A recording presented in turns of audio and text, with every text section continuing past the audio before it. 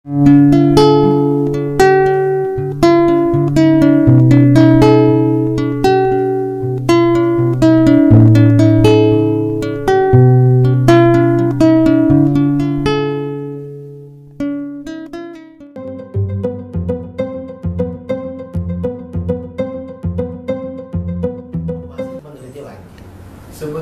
Kiai, akidah Imam Syafi'i dalam masalah sifat khabariyah itu bagaimana? Tafwid atau ta'wil atau?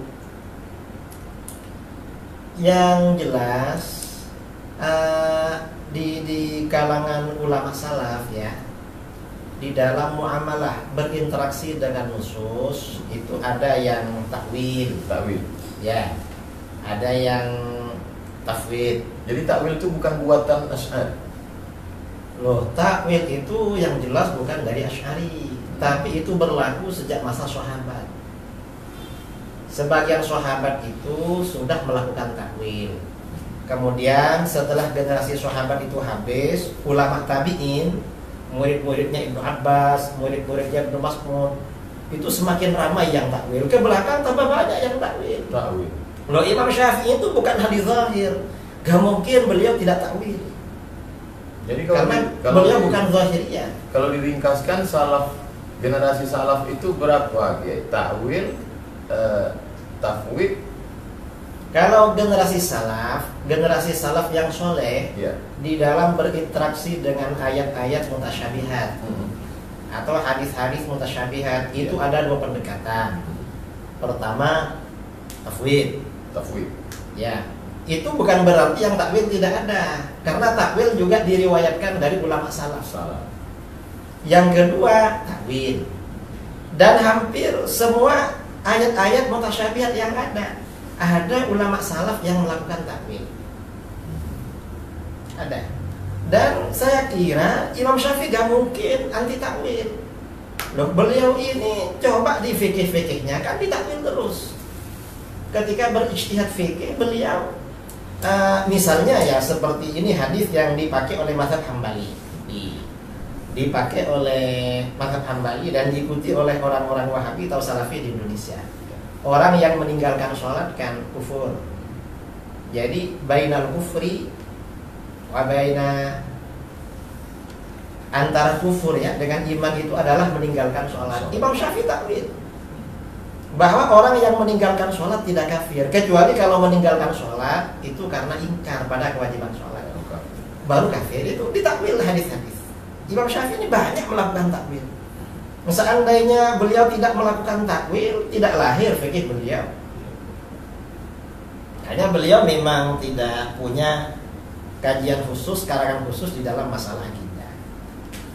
Sekarang diambil pendapat Imam Syafi'i dari referensi lain, lalu kemudian dibenturkan dengan mazhab yang kita yakini Imam Abu Hasan al-Asy'ari, mengatakan kamu ketika berakidah mestinya ikut Imam Asy'ari. Imam Asy'ari sendiri dalam kitab Mukhtasar al-Ulu mengatakan Allahu fi sama'ihi ala arsyihi. Kenapa kamu mentakwilkan?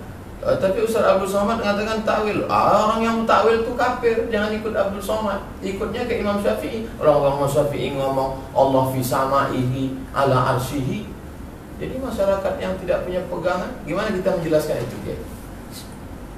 Yang seperti ini, kalau ada nas-nas seperti ini dari ulama salaf, misalnya Imam Syafi'i, yang pertama kita kaji itu dari segi riwayat, itu sahih apa tidak kepada beliau, nisbatnya.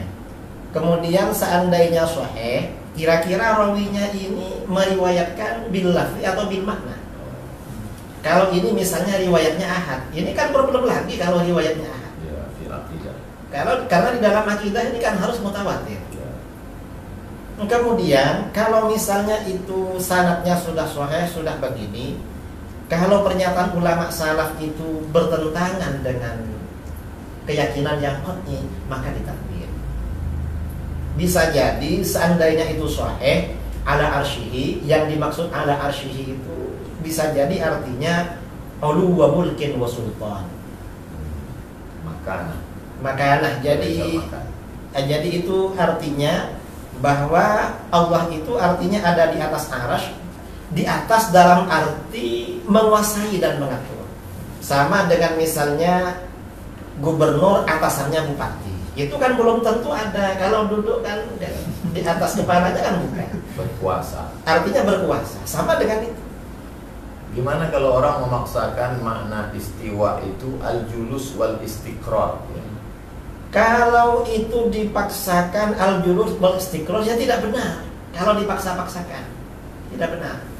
Saya mendengar sendiri kayak khutbah Jumat di airport. Jadi judul khutbahnya Allah fis sama alal ars. Padahal kita kan dulu diajarkan adab dakwah, khutbah itu umum, nggak boleh khilafiyah. Ini kan Khutbah itu mengajak orang bertakwa, bukan ngajak orang bertengkar. Jadi kita gimana mendebat? Kita diajarkan musalsalat bil awaliyah, ar-rahimuna yarhamuhumur rahman, irhamuhum fil ardi yarhamukum fis sama. Tapi sekarang di beberapa kajian pertama adalah ainallah. Allah fis sama, alal ars. Sebetulnya orang yang mengatakan Allah di atas aras ini gimana sikap Ahlus Sunnah? Nah, jadi begini. Orang yang punya pandangan, punya akidah bahwa Allah ada di atas arasy, ini oleh Ahlus Sunnah dianggap dikatakan jihawiyin. Jihawi. Arah ada punya arah. Nah, orang yang seperti ini menurut ulama Ahlus Sunnah itu kategorinya sesat dan menyesatkan. Dhalun mudil. Enggak sampai kafir. Jadi tidak sampai kafir. Tidak sampai. Kalau jadi imam kita masih bisa jadi makmum. Kalau mereka jadi imam, apakah kita jadi makmum? Bisa, karena masih tidak kafir. Seandainya kayak tadi bilang nggak bisa, berarti cuma yang itu saya qadha.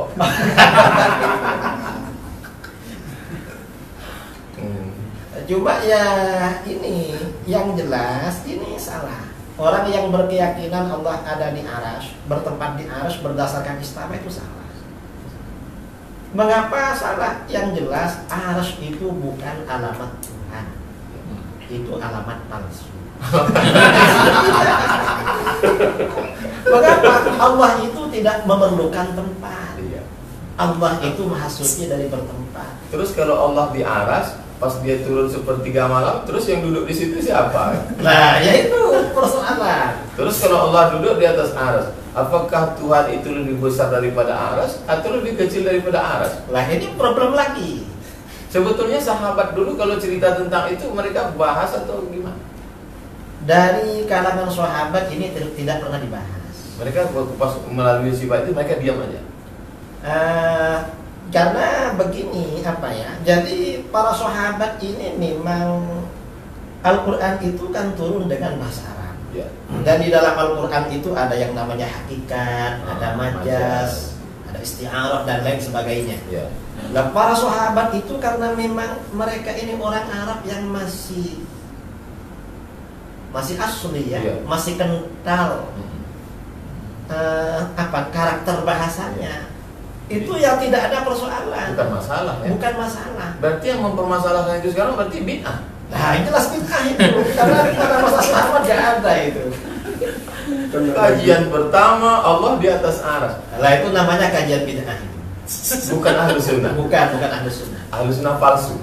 Palsu, sangat palsu. Gimana ceritanya ada sebagian Syafi'iyah terpapar tajsim?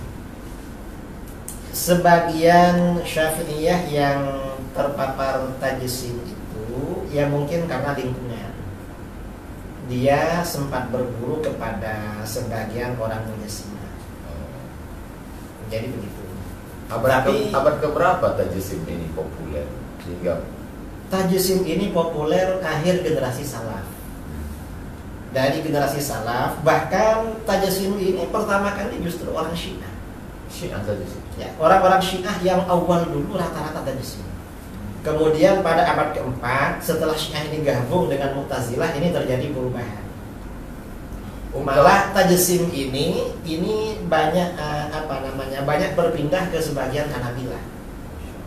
Orang-orang Hanabilah. Ungkapan Ibnul Jauzi, la yuzkaru Hanabilah, tidak disebut Hanabilah illa mujassim. Kalau sudah disebut Hanabilah pasti tajsim. Sampai begitu ya. Jadi memang sebagian ulama itu memberikan gambaran penelitian. Kalau Syafi'iyah itu hampir semuanya Asy'ariyah. Malikiyah semuanya Asy'ariyah. Kalau Hanafiyah jadi dua. Yang 2/3 Maturidiyah, yang 1/3 Asy'ariyah. Kalau Hanafilah ini ada sebagian kecil itu Asy'ariyah. Termasuk kelompoknya Ibnul Jauzi, kemudian kelompoknya At-Tamimi, kemudian Abul Wafa Ibnu Aqil Al-Baghdadi. Ini yang Asy'ariyah. Ada sebagian kecil juga ahli tafwid, Mufawwidah. Kemudian yang sebagian besar awal-awal Mujassimah. Kemudian pada abad ke-7 Hijriah, ketika yang menjadi penguasa di Syria, di Syam, itu Sultan Az-Zahir Baybars Al-Bindibdari.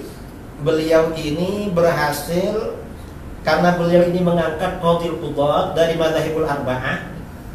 Setelah Madzhabul Arba'ah ini sering diskusi, maka faksi Mujassimah di kalangan Hanabilah ini hampir habis.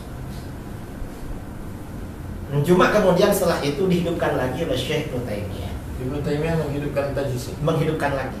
Ibnu Taimiyah Mujassimah. Kata para ulama begitu.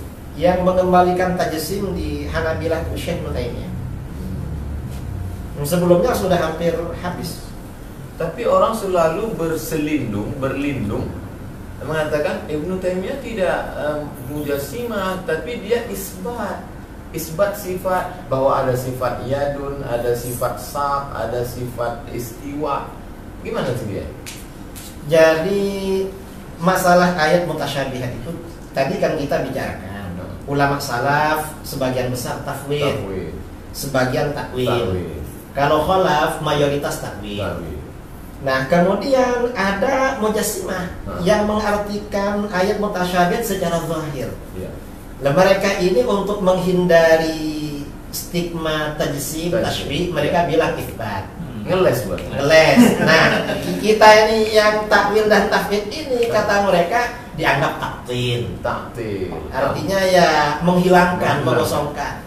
Ya padahal mereka ini hanya permainan kata-kata. Jadi nah, kalau itu isbat ini diterapkan, ini bahaya sekali. Jadi isbat itu nggak ada.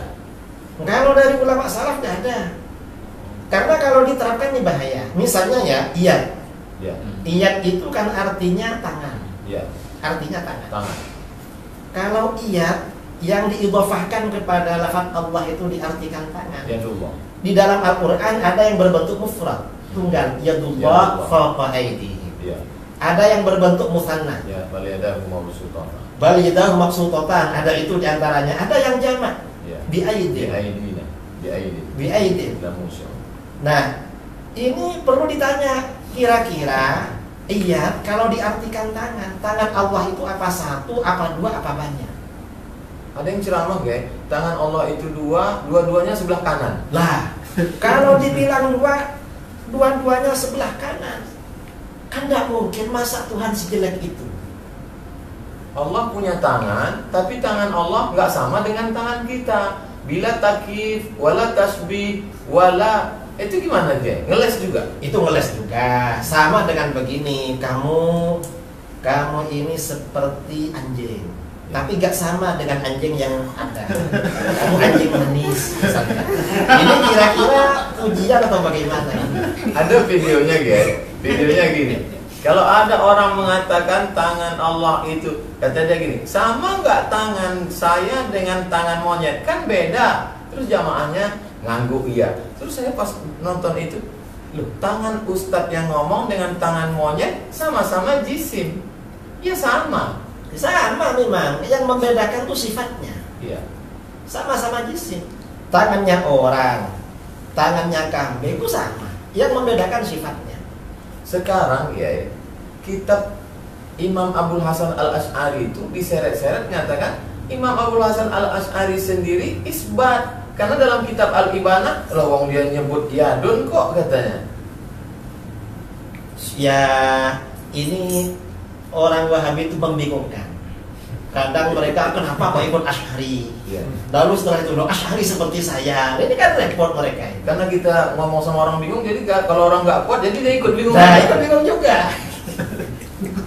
Jadi seperti itu. Tuduhan ibanah itu isbat gimana ya?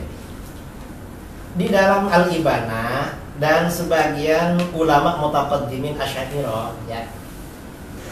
Ayat lafaz-lafaz mutasyabih seperti iyad, seperti ain itu ditafwid. Tafwidnya macam-macam. Ada yang mengatakan Allah memang punya sifat iyad, tapi bukan dalam arti jarihah, bukan arti anggota tangan, anggota badan, organ tubuh, bukan. Tetapi itu sifat bagi Allah. Yang tahu cuma Allah. Sama dengan ain. Ain ini kalau secara literal artinya kan mata. Ya. Sebagian ulama mutaqaddimin Asy'ariyah yang diceritakan oleh Imam Al-Baihaqi dalam kitab Al-I'tiqad maupun Asma' wa Sifat, itu ada yang mengartikan itu ain sifatan. Sifat bagi Allah, bukan sebagai jarihah, anggota badan. Terus masuknya kemana? Ta'wil, tafwid, Itu tafwid. Masuk ke tafwid. Bukan isbat. Bukan isbat. Kita ini sebenarnya isbat juga, tetapi cara isbatnya isbat yang cerdas. Yang tadi isbat dungu. Gimana beda isbat cerdas dengan isbat dungu? Nah, isbat yang cerdas ini artinya mengkompromikan Ya. antara satu nas dengan nas yang lain. Mana yang muhkamat, mana yang mutasyabihat. Nah, ayat-ayat atau hadis-hadis mutasyabihat dalam pengertiannya dikembalikan kepada yang muhkamat. Seperti yang menjadi tuntunan di dalam Al-Qur'an. Memang harus seperti itu. Dan ayat yang muhkamat itu kata para ulama adalah ayat laisa kamitslihi syai' dan ayat walam yakul lahu kufuwan ahad. Itu yang muhkamat. Mengapa itu muhkamat? Ini cerita. Saya pernah didatangi orang Wahabi. Ya. Dia ngakunya begini pada saya. Wahabi atau Salafi? Ngakunya sih Salafi. Ya. Kalau menurut kita Wahabi lah. Karena yang paling sesuai memang Wahabi, Bukan Salafi. bukan Salafi. Karena mazhab itu biasanya nisbat kepada pendirinya. Muhammad bin Abdul Wahab. Dan Muhammad bin Abdul Wahab itu An-Najdi, bukan As-Salafi. Jadi Wahabi ini bisa disebut Salafi atau bisa disebut Najdi. Karena kalau Salafi nisbatan ila salaf. Ila salaf. Dan ini salaf yang mana? Salaf itu kan banyak. Ya. Salaf juga banyak masalah. Banyak perbedaan di kalangan salaf.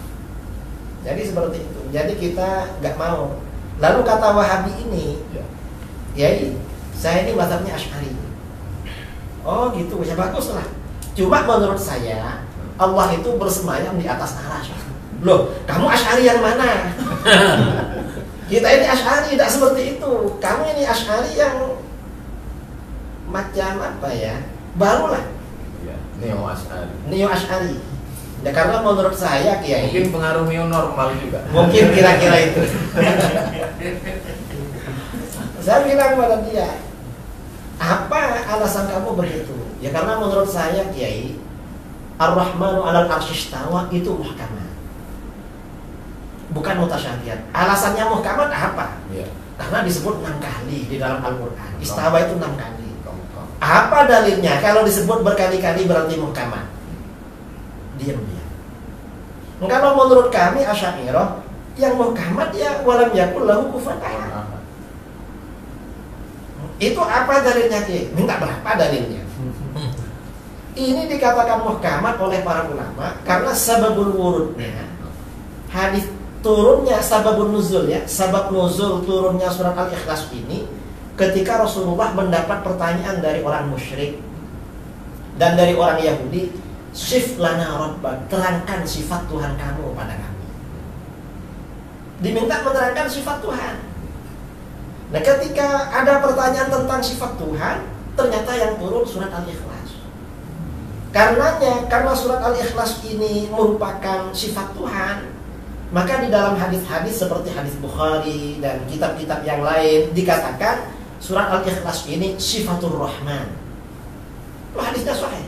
Karena sifatur Rahman, orang yang membaca surat Al-Ikhlas ibaratnya membaca sepertiga Al-Qur'an. Ini keutamaannya. Dan ini gak ada di dalam keutamaan membaca Ar-Rahman 'alal 'arsy istawa.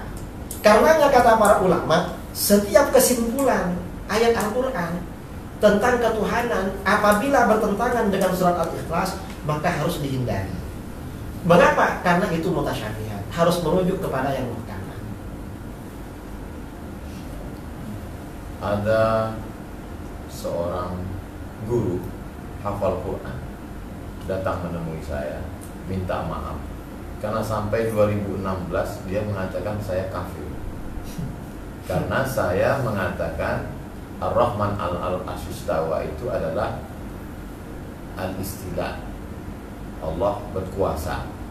Sedangkan kata guru saya, kata dia sebelum dia tobat, ini tobat dari Wahabi, kata dia, kata guru saya, Tuhan itu di atas arsy, maka siapa yang mentakwil itu kafir. Ustadz Somad itu gimana? Ustadz Somad itu kafir. Jadi sampai 2016 Ustadz masih kafir. Baru akhir-akhir ini lah Ustadz Islam. Dan dia minta maaf ke saya. Saya pikir begitu berbahaya. Tadi Kiai menjelaskan itu begitu simpelnya, sederhana. Tapi bagi masyarakat, berapa banyak Ustadz dan Kiai dikafirkan hanya karena mentakwil. Mereka harga mati bahwa Tuhan di atas arsy. Siapa yang tidak menyebut itu kafir. Man lam yukafir fahuwa kafir. Bagaimana bahayanya ini kepada umat? Ya jelas bahaya.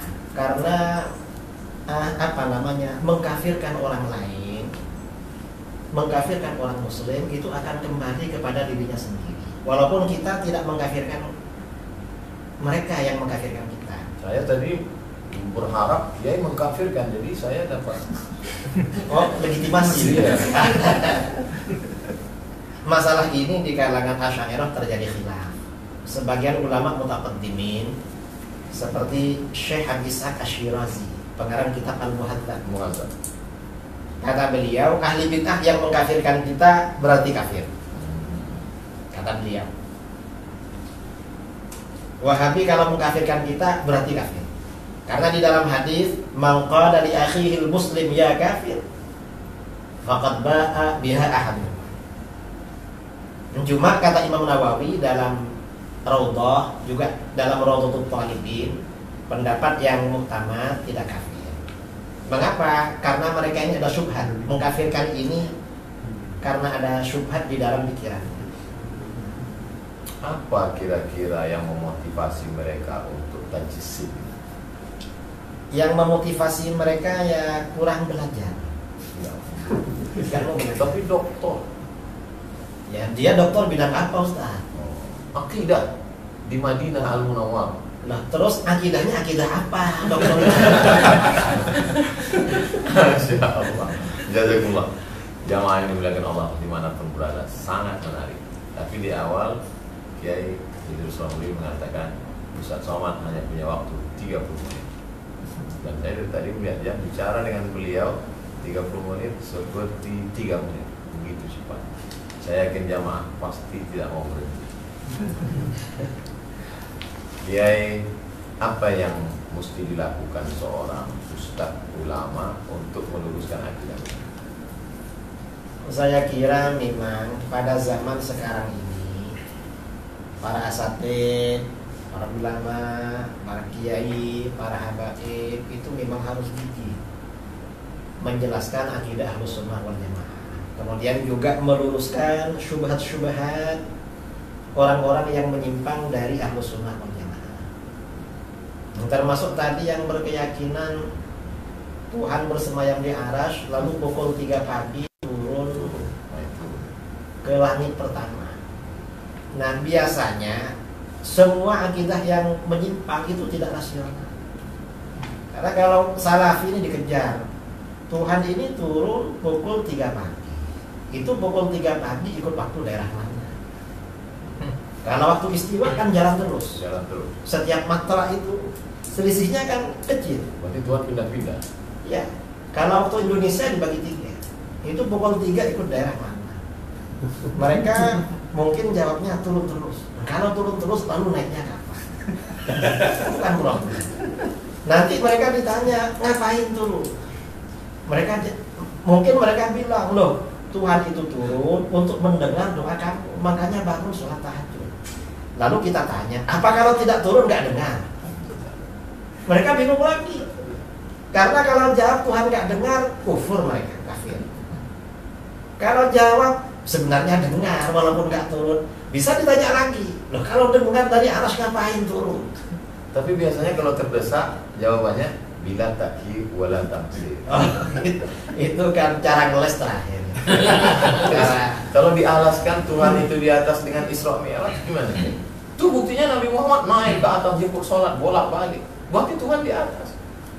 Itu tempatnya Nabi ketika bermukalamah dengan Allah.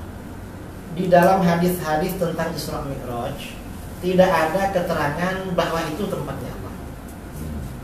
Tapi tempat ketika Rasulullah mukalamah dan melihat Allah. Keterangannya seperti itu. Bukan tempat Allah. Tidak ada keterangan di dalam hadis itu tempatnya Allah, tidak ada.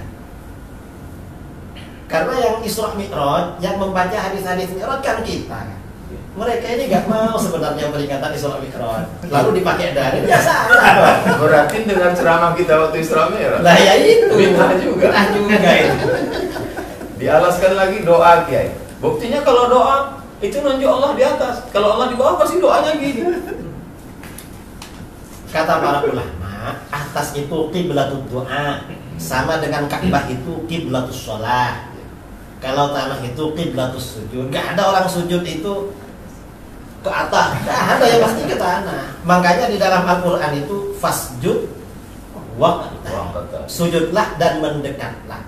Kalau ini tidak ditakwil, ini bahaya. Karena berarti Allah ada di bawahnya karpet ini. Berarti Wahabi ini kalau mau pakai otak sedikit aja ya. Sebenarnya kalau dipakai sedikit itu lumayan. Nah, mereka emang nggak dipakai, jadi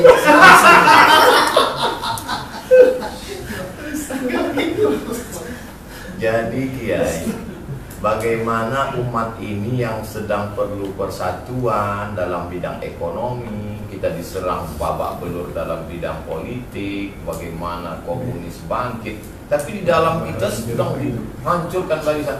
Apa kira-kira mungkin nggak ini gerakan ini disusupkan untuk memecah umat Islam dari dalam? Itu jelas bahwa memang kelompok-kelompok radikal itu memang disusupkan Untuk memecah kita dari dalam. iya, dan memang yang mendapat himayah, perlindungan dari Protek, ya. mendapat protek dari barat, kemudian juga dana tamwil, itu kan kelompok-kelompok radikal. Besar duitnya. Ya nggak tahu lah, kayaknya iya. Dulu saya kan nonton video Kiai itu katanya ada $2.000. Saya waktu itu 1.500. 1.500. Udah turun atau memang? Nggak tahu, kalau itu yang cerita ke saya itu mantan Ustaz Wahab. Tobat. Dia bilang, saya waktu ceramah di Bogor Ustaz. Dia tahu berapa gajinya Ustaz Wahab. Nggak tahu. Saya tahu ya. Berapa? $1.500. Lo kok tahu? Saya mantan kan. Berarti kalau dibuatkan persatuannya bagus juga ya. Persatuan Mantan Wahab tobat. Wah, saya kira bagus. Mungkin Ustaz bisa koordinasi. Termasuk yang tadi yang minta maaf ke saya baru Islam 2016. Sebelum itu saya kafir, dikafirkan. Kalau berani mengkafirkan ustadz, maka tidak heran kita begitu di masjid menyalahkan apa segala macam. Atau akar radikal itu dari sini. Memang akar radikal dari situ, Ustaz. Kan mereka memang kelompok radikal, kelompok orang-orang yang mudah mengkafirkan. Kata Imam Ghazali, itu latar belakangnya kurang pendidikan, kurang belajar. Tapi masyarakat mudah sekali terikut ya, karena hafal Quran dari pintu bahasa Arab, kemudian gimana menyadarkan umat? Kalau masalah hafal Al-Quran, yang hafal Al-Quran itu bukan cuma orang Islam, hatta orang orientalis yang hafal tuh banyak. Kalau cuma hafal Al-Quran, orang orientalis kan yang hafal Quran kan banyak. Kemudian pakai nama-nama bahasa SMP Ibnu Katsir, pesantren Imam Syafi'i, SDIT Imam Nawawi. Itu gimana hukumnya? Pakai Syafi'i tapi nggak kunut subuh. Nah, itu namanya tipu-tipu, menipu namanya. Saya pernah ketemu ustadznya di daerah kami, bikin lembaga Imam Syafi'i, tapi yang diajarkan Wahabi. Saya tanya sama dia, kenapa pakai nama Imam Syafi'i?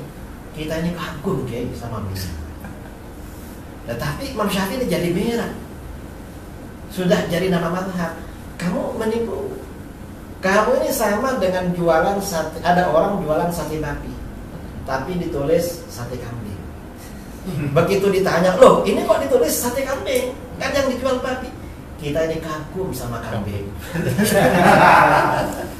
Mereka ini kayak begitulah. Saya kira seperti itu. Kenapa tidak Taimi? Kenapa Wahabi? Ya karena Wahabi ini lebih radikal daripada Taimi. Ya. Dan Taimi ini kan setelah meninggal memang pemikirannya kan mati. Dihidupkan lagi oleh pendiri Wahabi ini. Dan nama ini juga dipakai oleh mereka. Ulama-ulama Wahabi di dalam kitab-kitabnya menyebut bahwa Wahabi ini merupakan anugerah dari Allah. Untuk membersihkan. Anugerah dan hadiah yang luhur. Cuma sekarang pengikutnya malu dengan nama Wahabi. Akhirnya Pakai Salafi. Padahal gurunya bangga dengan nama Wahabi. Jadi muridnya ini apa? Okuk ya? Apa okuk itu? Durhaka pada gurunya. Gak mau sama nama kebanggaan gurunya. Sama gurunya saja durhaka. Masya Allah. Dalam perjalanan dakwah Kiai pernah nggak menghadapi yang paling radikal sampai ingin membunuh karena menganggap kafir, dengan yang paling lembut, yang baik, yang sopan, yang Wahabi garis lurus? Gak pernah. Kalau sampai mau membunuh mau apa? Karena ini kebanyakan mereka sebelum acara sudah lari duluan. Sudah batal. Saya dialog di forum terbuka dengan Wahabi itu tahun 2008 satu kali, 2009 dua kali. Baru kemudian ya 2009 dua kali. Habis itu di Denpasar 15 masjid itu lari-lari semua, gak ketemu. Cuma 2 masjid datang. Lalu 2013 di Manado, malah gak ada di rumahnya, sama panitia dicari ke rumahnya gak ada semua ustadz-ustadznya. Katanya acara di luar kota. Di Aceh juga begitu, langsung gak ada pada hari acara. Tapi pas ditanya murid-muridnya, kenapa nggak mau debat dengan Kiai Idrus Somri? Nggak boleh duduk dengan ahli bid'ah. Bilang pada muridnya begitu. Tapi kalau pada panitia sebagian nggak begitu. Alasannya seperti yang di Aceh. Yang di Aceh sama di Bogor. Kita ini mau debat sama orang Ahlus Sunnah, asalkan bukan Kiai Idrus. Yang lain saja. Alasannya Kiai Idrus tuh suka ngiyel. Iya. Kalau sama yang baik, yang lurus ada. Kalau yang lurus itu Wahabi tuh gak ada yang lurus. Memang apa ya? Di bengkok-bengkok lah. Mau itu memang jalan terjal, jalan bengkok memang. Jadi kalau bisa duduk satu majelis dengan Kiai Idrus, itu berarti apa? Taqiyah. Ya gak membicarakan masalah itu. Membicarakan yang lain-lain. Sampai kapan kita selesai dengan Wahabi? Mungkin sebentar lagi selesai. Sebabnya? Kan sudah gaduh di Saudi. Oh ya dana. Ya mudah-mudahan lah segera bertaubat. Mudah-mudahan taubatnya diterima Allah. Amin. Terima kasih yang tak terhingga kepada Kiai Haji Idrus Ramli, Singa Ahlus Sunnah wal Jamaah. Mudah-mudahan kita banyak mendapatkan pencerahan, insyaallah. Amin. Ya rabbal alamin. Siap-siap menerima bully dari Jazakumullah khairan. Mudah-mudahan Allah memberikan keberkahan. Terima kasih. Jazakumullah. Sama-sama. Jamaah jangan pernah berhenti untuk belajar, saksikan terus, baca buku Kiai Gus Ramli. Saya sampai hari ini tetap banyak istifadah dari buku beliau, dari ceramah beliau. Jazakumullah khairan, ahsanallahu ilaikum, kasarallahu amsalakum. Aqulu qawli hadza astaghfirullah li wa lakum. Kita mohon doa keberkahan dari Kiai Gus Ramli. Bismillahirrahmanirrahim. Alhamdulillahirabbil alamin. Allahumma shalli wa sallim ala sayyidina Muhammadin miftah babi rahmatillah. Adada ma fi ilmillah, salatu wa salaman daimain bidawami mulkillah wa ala alihi wa sahbihi ajma'in.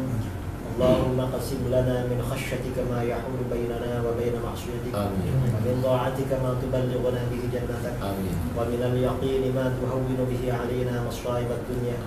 Allahumma matti'na bi asma'ina wa basarina wa quwwatina ma ahyaytana, waj'alhu al-waritha minna, waj'al tha'rana 'ala man zalamana wansurna 'ala man 'adana, wa la taj'al musibatana fi dinina, wa la taj'al ad-dunya akbar hammina wa la mablagha 'ilmina, wa la tusallit 'alaina man la yarhamuna. Allahumma ighfir lana wa liwalidina wa mashayikhina wa muallimina wa ashabina wa asdiqaina wa ahbabina wa liman lahu haqqun 'alaina wa li jami'il muslimin wal muslimat wal mu'minin wal mu'minat al-ahya' minhum wal amwat. Wa sallallahu ala sayyidina Muhammadin nabiyil ummi wa ala alihi wa sahbihi baraka wa sallam tasliman katsira. Subhana rabbika rabbil izzati amma yasifun wa salamun alal mursalin walhamdulillahi rabbil alamin. Taqabbalallahu minkum. Minna wa minkum.